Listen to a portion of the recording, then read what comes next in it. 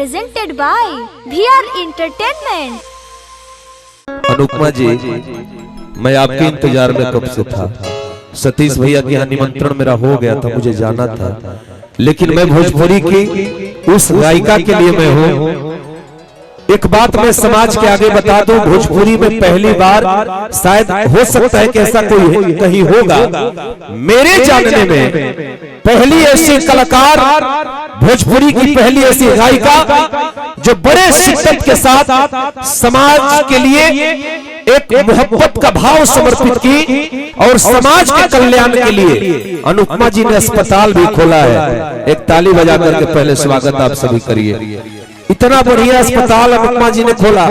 एक ऐसी कलाकार, छोटू चलिया भैया थोड़ा सा मेरे करीब आइए ना 2 सेकंड के लिए, मात्र 2 सेकंड आई रिक्वेस्ट यू, मैं आग्रह करता हूँ थोड़ा सा खड़े हो जाइए, केवल खड़े हो जाइए। भैया को अंग्रेजी में बोल, एक अनुपमा जी में बात बोलना चाहिए, माइक आपको समर्पित करूंगा।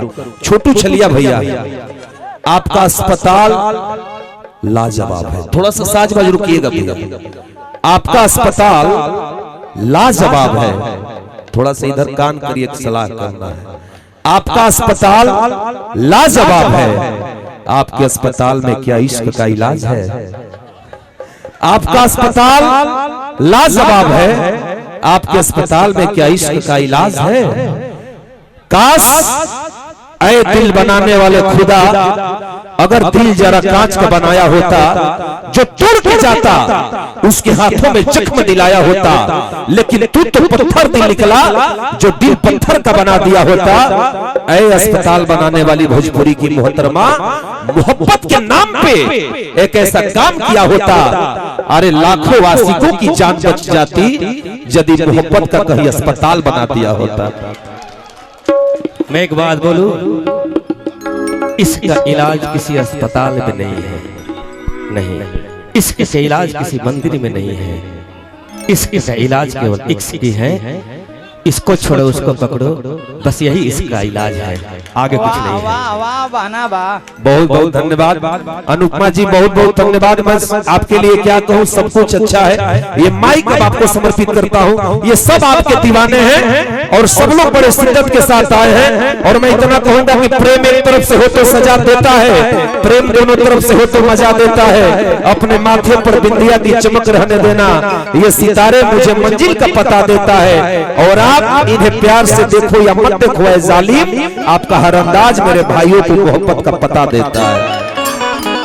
धन्यवाद, थैंक यू अनुपमा जी, आप आई, ये बक्सर की धरती पर आपका बहुत बहुत स्वागत, थैंक यू। कि नकियाता हमें जैसे बाबूजी के,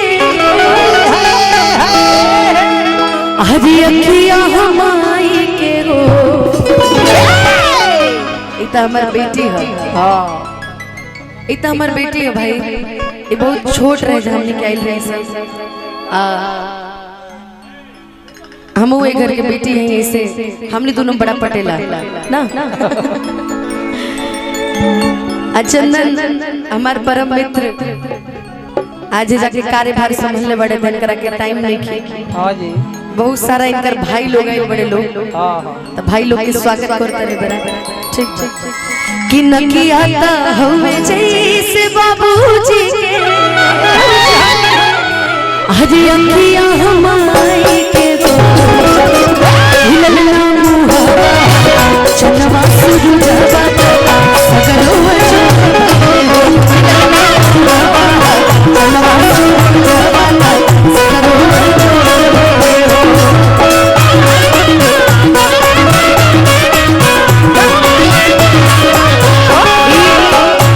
कलाकार के मामा हवा, मामा याद दो सब दे दे के ली। जुग जुग जिया सुलाला नवा के भाग जागले, जुग जुग जिया सुलाला नवा के भाग,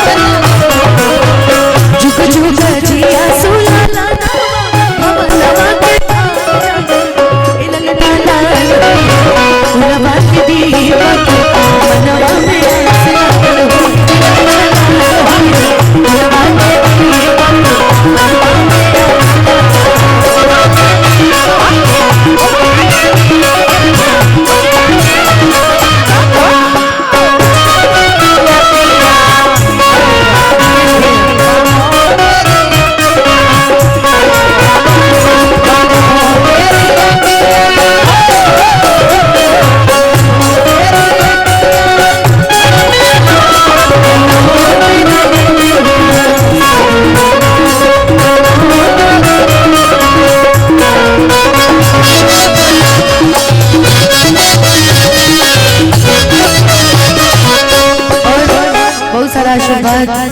अरुण पहलवान भैया जी की तरफ से बा, हमने के मुकेश भैया की तरफ से, मुकेश राय भैया की तरफ से। जीवन में मुकेश भैया के हमारा जीवन में बड़ा अहम हिस्सा बाटे, बहुत अहम योगदान बाटे। यहाँ के हमरा नहीं की पता कि हमरा कब कुछ कहले हुई हन या कब हमने के लड़ल हो, लेकिन ई हम जानता नहीं कि भैया हमार हर मंच में हमरा के सपोर्ट कइले बानी। यहाँ के हम ये चाहब कि भैया तू ऐसा ही खुश रहा, मस्त रहा, बबुआ होके जल्दी हमने के आई जाओ, तू खर्चा वर्चा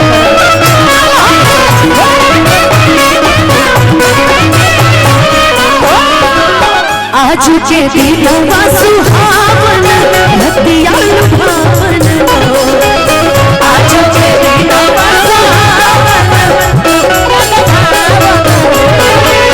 आज के दिनवा सुहावन भक्तिया लुभावन लगना तू वाला बजला बधैया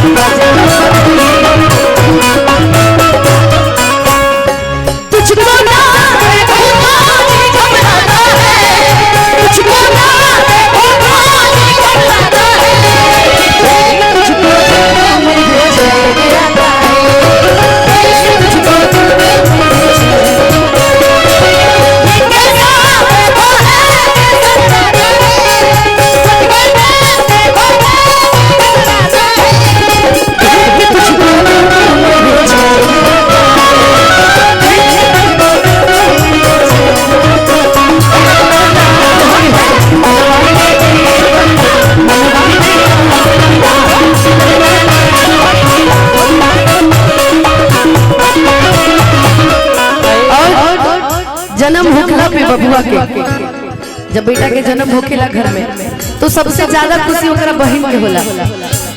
हमरो 6 साल के भाई है, जब वो पैदा भइल रहे मुकेश भैया तो जिंदगी के लगे कि बस अब जिंदगी हम यही जब मरियो जाई तो हमरा के कोनो चिंता ना रहे, हमार उम्र हमार भाई के लग जाओ। यही से ही लाइन बड़ा सुंदर कहल गइल बा, नाची नाची गावे दी बहिया धन के गावे दी, नाची नाची गावे दी बहिया, नाची नाची गावे दी बहिया धन के गावे दी, नाची हो चलेला रसवारा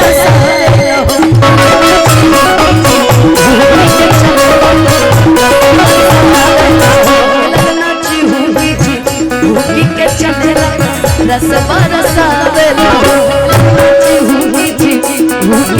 बरसावेला, रस बरसावेला।